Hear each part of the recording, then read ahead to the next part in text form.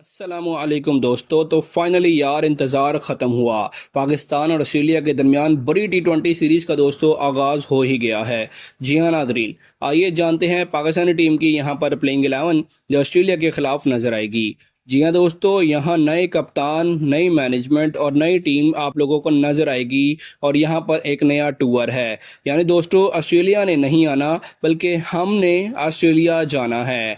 हम वो वाली हरकतें नहीं करेंगे कि अपने हिसाब से पिच बनाएंगे जो है ना, बल्कि यहाँ पर वो वाली कंडीशंस हमें मिलेंगी दोस्तों जो हमें वर्ल्ड कप में चाहिए होंगी। आइए जानते हैं पाकिस्तानी टीम की नई प्लेइंग 11 जो ऑस्ट्रेलिया के खिलाफ पहले टी20 मैच के लिए मैदान में उतारने के लिए नए कोच ने तैयार की है। कौन सी बड़ी तब्दीलियां हो चुकी हैं, इसके अलावा दोस्तों बड़े बड़े लेजेंड्स में से कौन कौन से खिलाड़ी वापस आए हैं, ये भी आप लोगों को बताएंगे। इसके अलावा आप लोगों को ये भी दोस्तों बताएंगे कि ये मैच कब, किस दिन और कितने बजे खेला जाएगा। आइए जानते हैं मुकम्मल तर तफसीलात इसी छोटी सी वीडियो के अंदर। तो दोस्तों सबसे पहले अपनी वीडियो को लाइक और चैनल को सब्सक्राइब जरूर कर दीजिएगा और कमेंट सेक्शन में ये ज़रूर बताइएगा कि आपको क्या लगता है, क्या ये नए और सीनियर प्लेयर्स जिनको पहले ड्रॉप कर दिया गया था, इनके वापस आने से पाकिस्तानी टीम मजबूत हो पाएगी या फिर नहीं। और आपका पसंदीदा खिलाड़ी दोस्तों कौन सा है, उसका नाम भी कमेंट सेक्शन में ज़रूर लिखिएगा। इन सबसे पहले दोस्तों कप्तान की बात कर लेते हैं और उसके बाद आप लोगों को बताएंगे कि वो कौन से खिलाड़ी हैं जो टीम से निकल चुके हैं, फारग कर दिए गए हैं, तितर बितर हो गए हैं, यानी कि उनकी छुट्टी करा दी गई है और टी20 में आपको अब नज़र भी नहीं आएंगे, बल्कि टी20 के आसपास भी नहीं भटकेंगे। जी हाँ दोस्तों, अगर यहाँ पर बात की जाए पाकिस्तानी टीम के अंदर कौन कौन निकाला जा चुका है, तो इसमें सबसे पहला दोस्तों नाम आता है आपके प्रीमियम फास्ट बॉलर। जी हाँ दोस्तों, पाकिस्तान के प्रीमियम फास्ट बॉलर टीम से ख़ास तौर पर टी20 टीम से बाहर हो चुकी हैं। आप सब जानते हैं प्रीमियम फास्ट बॉलर कौन है। जी हाँ, शाहीन शाह अफरीदी। इसके अलावा दोस्तों नंबर 2 की बात की जाए तो वो खिलाड़ी जो कप्तानी के ख्वाब लेकर फिर रहा था, वो दामाद खान। जी हाँ, फुल टॉस खान, आप समझ गए हैं, शादाब खान, उसको निकाल दिया गया है, फारग कर दिया गया है।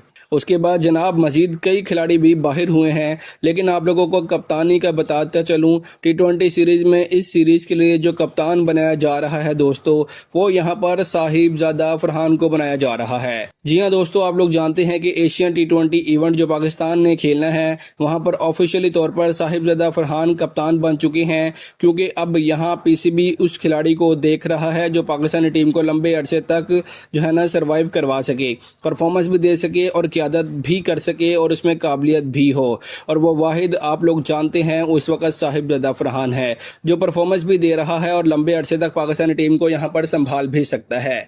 अब यहाँ पर दोस्तों प्लेइंग 11 की बात की जाए तो आप लोगों को बताता चलूँ कि इस मैच और इस सीरीज़ में कप्तान कौन करेगा। नंबर 1 की बात की जाए दोस्तों तो नंबर 1 पर यहाँ पर तो साहिबजादा फरहान ही हैं। आप लोग जानते हैं कि टी20 के अंदर ये बेहतरीन ओपनर है और वनडे में भी बेशक यार ऑस्ट्रेलिया के खिलाफ इतनी अच्छी परफॉर्मेंस नहीं दे सका, वो तो आप लोग जानते हैं कि सामने कौन खड़ा था। सामने जोश इंग्लिश था, सामने मार्नस लबोशन था, सामने एलेक्स कैरी था।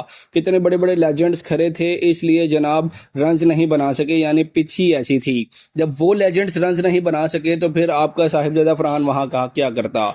हम यहाँ खिलाड़ियों को कसूरवार नहीं ठहरा सकते, ना ही बाबर आजम को कहेंगे कि बाबर आजम ने इतनी सुस्त इनिंग्स खेली। जिस तरह की हरकतें की गई वो आप लोगों को पहले ही पता है। आईसीसी ने भी दोस्तों लाहौर की पिच का नोटिस ले लिया है और ये कैसी पिच बनाई जा रही है उसको रूल्स के खिलाफ वर्जी करार देते हुए लाहौर की पिच को बैन कर दिया है। और आकिब जावेद सिर्फ नाअहली छुपाने के लिए दोस्तों इस तरह की हरकतें करते हैं। आप लोग जानते हैं ऐसी पिच बनाई गई जहां आपने वर्ल्ड कप खेलना है, उसके मुताबिक प्रैक्टिस करें, ना अगली टीम को कोई फ़ायदा हुआ और ना ही हमें। खैर दोस्तों लंबी बातें नहीं करते, आप लोगों को जल्दी से पाकिस्तानी टीम की प्लेइंग 11 उस मैच का टाइम टेबल और शेड्यूल बता देते हैं। लेकिन दोस्तों वीडियो में आगे बढ़ने से कबल आप सब दोस्तों से सिर्फ इतनी सी दरख्वास्त है कि आप जिस जगह, जिस शहर और जिस मुल्क से भी ये वीडियो देख रहे हैं उसका नाम कमेंट सेक्शन में जरूर लिखिएगा ताकि पता चल सके क्रिकेट नाजरीन दुनिया में कहां कहां मौजूद हैं। तो दोस्तों आइए सीधा प्लेइंग 11 की तरफ चलते हैं। पाकिस्तानी टीम की नई टी20 प्लेइंग 11 में नंबर 1 पर दोस्तों साहिबजादा फरहान नजर आ रही हैं। वो सबसे बड़ी बात यह है कि उन्हें इस सीरीज में कप्तानी की जिम्मेदारी सौंपी जा रही है।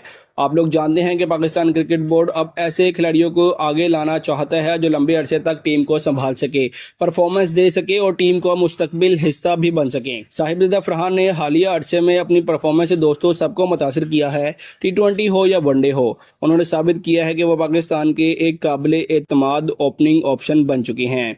इसी वजह से उन्हें ना सिर्फ टीम में जगह दी गई है बल्कि दोस्तों कप्तानी भी सौंप दी गई है। नंबर 2 की बात की जाए तो दोस्तों यहाँ पर मौजूद है किंग फ़खर जमान।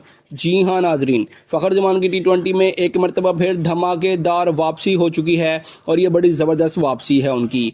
फ़खर जमान आप सब जानते हैं वो खिलाड़ी है जिनके बारे में सब जानते हैं कि जब वो फॉर्म में हो तो दुनिया के किसी भी बॉलिंग अटैक को प्रेशर में ला सकते हैं।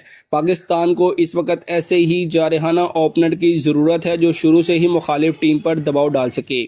अगर देखा जाए दोस्तों तो फ़खर जमान और साहिबजादा फरहान दोनों ही इस वक्त पाकिस्तान के लिए बेहतरीन ओपनिंग जोड़ी साबित हो सकते हैं, क्योंकि हकीकत यह है कि पाकिस्तान के पास इस वक्त ओपनिंग के लिए ज़्यादा ऑप्शन मौजूद नहीं है। मां सदाकत अभी नौजवान खिलाड़ी हैं, उन्हें इतने बड़े इवेंट में फौरी तौर पर मौका देना एक बड़ा फैसला होगा। दूसरी तरफ साइम अयूब भी काफ़ी अरसे से मौका हासिल कर रहे हैं लेकिन अभी तक वो मुस्तकिल कारकर्दगी नहीं दिखा सके, इसलिए फ़खर जमान की वापसी एक मजबूत फैसला नज़र आ रही है क्योंकि उन्होंने खुद को साबित किया है और साहिबजादा फरहान भी मुसलसल अपनी परफॉर्मेंस से जगह बना चुके हैं। उसके बाद दोस्तों नंबर 3 पर पाकिस्तान के सबसे बड़े नाम बाबर आजम मौजूद होंगे। बाबर आजम के बारे में आप सब जानते हैं कि जब वो परफॉर्म करते हैं तो दुनिया के बेहतरीन बैटर्स में शुमार होने लगते हैं। सबसे अच्छी बात यह है कि उन्हें दोबारा नंबर 3 पर रखा जा रहा है, जहां वो अपने करियर में सबसे ज़्यादा कामयाब रहे हैं, जहां पर खेलना उनके लिए बेहतर साबित हुआ है। उन्हें नीचे भेजने के बजाय इसी पोजीशन पर दोबारा एतमाद दिया जा रहा है जहां वो कंफर्टेबली खेल सकते हैं। इसके अलावा दोस्तों ऑस्ट्रेलिया की कंडीशन में ऐसी ही चीज़ है जो बाबर आजम को अपनी बैटिंग को बेहतर बनाने में मदद कर सकती है, वो उनका नंबर ही है। वहाँ की पिचेस तेज़ होती हैं, गेंद बैट पर अच्छी आती है और अगर एतमाद के साथ बाबर खेले तो वो बड़ी इनिंग्स खेल सकते हैं। लेकिन दोस्तों अब वक्त आ गया है कि सिर्फ नाम नहीं बल्कि परफॉर्मेंस देनी चाहिए और बाबर आजम के ऊपर अब बहुत बड़ी जिम्मेदारी है। नंबर 4 पर दोस्तों हसन नवाज को शामिल किया गया है और ये एक अच्छा फैसला नजर आता है। हसन नवाज उन खिलाड़ियों में शामिल हैं जिन्होंने डोमेस्टिक क्रिकेट में मेहनत की है और अपने आप को साबित किया है। T20 हो या वनडे, ऐसे खिलाड़ी को मौका देना चाहिए जो प्रोसेस के जरिए आगे आया हो और हसन नवाज इसी टीम में मेरिट के जरिए आए हैं। उसके बाद दोस्तों नंबर 5 पर उस्मान खान को शामिल किया गया है। अगर T20 टीम की बात की जाए तो पाकिस्तानी टीम के पास उस्मान खान इस वक्त पाकिस्तान के बेहतरीन विकेट कीपर शुमार हो रहे हैं। मोहम्मद रिजवान दोस्तों कोई शक नहीं कि पाकिस्तान के बेहतरीन विकेट कीपर हैं, लेकिन ख़ास तौर पर वनडे और टेस्ट क्रिकेट में तो वो बेहतरीन हैं। दोस्तों अगर T20 की बात की जाए तो नंबर 5 पर उनका नंबर नहीं बन रहा, क्योंकि ना यहाँ पर वो आकर कोई अच्छा परफॉर्म कर पा रहे हैं और ना ही वहाँ पर वो खेल सकते हैं, इसलिए उस्मान खान को मिडिल ऑर्डर में मौका दिया गया है। नंबर 6 पर दोस्तों अब्दुल समद को शामिल किया गया है और ये बहुत ही ज़बरदस्त फैसला है। अगर आप पूरी टीम को देखें तो अब्दुल समद के गिर्द उस्मान खान, हसन नवाज, बाबर आजम, फ़खर जमान और साहिबजादा फरहान जैसे खिलाड़ी मौजूद हैं। ये एक अच्छा बैटिंग यूनिट बन चुका है पाकिस्तानी टीम का। नंबर 7 पर दोस्तों शादाब खान की जगह अरफात मिन्हास को शामिल किया गया है। ये एक ऐसा फैसला है जिसे काफ़ी लोग पसंद कर रहे हैं, क्योंकि अरफात मिन्हास एक बेहतरीन ऑलराउंडर हैं, उनमें बैटिंग और बॉलिंग दोनों की सलाहियतें मौजूद हैं। शादाब ने दोस्तों माजी में पाकिस्तान के लिए अच्छी परफॉर्मेंसेस ज़रूर दी हैं, लेकिन हालिया अरसे में उनकी कारकर्दगी पर बहुत बड़े सवालिया निशानात हैं, इसलिए अब दोस्तों अरफात मिन्हास को मौका दिया गया है। नंबर 8 पर दोस्तों हारिस रऊफ मौजूद हैं और कुछ लोग सवाल करेंगे कि हारिस रऊफ को क्यों शामिल किया गया। दोस्तों ऑस्ट्रेलिया की कंडीशन में हारिस रऊफ दुनिया के ख़तरनाक तरीन बॉलर्स में से एक हैं। आप सब जानते हैं सिडनी सिक्सर्स जो BBL की टीमों की जानिब से खेलते हुए उन्होंने बहुत ज़्यादा विकेटें हासिल की हैं और हमेशा से दोस्तों वो फास्ट पिचेस के ऊपर बहुत ज़्यादा फ़ायदेमंद हुए हैं, इसलिए इस ऑस्ट्रेलिया की कंडीशंस को देखते हुए पाकिस्तान क्रिकेट बोर्ड ने उनको प्लेइंग 11 में शामिल किया है। उसके बाद दोस्तों प्लेइंग 11 में बॉलिंग लाइनअप में नसीम शाह मौजूद हैं जो अपनी रफ्तार और स्विंग की वजह से पाकिस्तान के अहम बॉलर में शुमार होते हैं।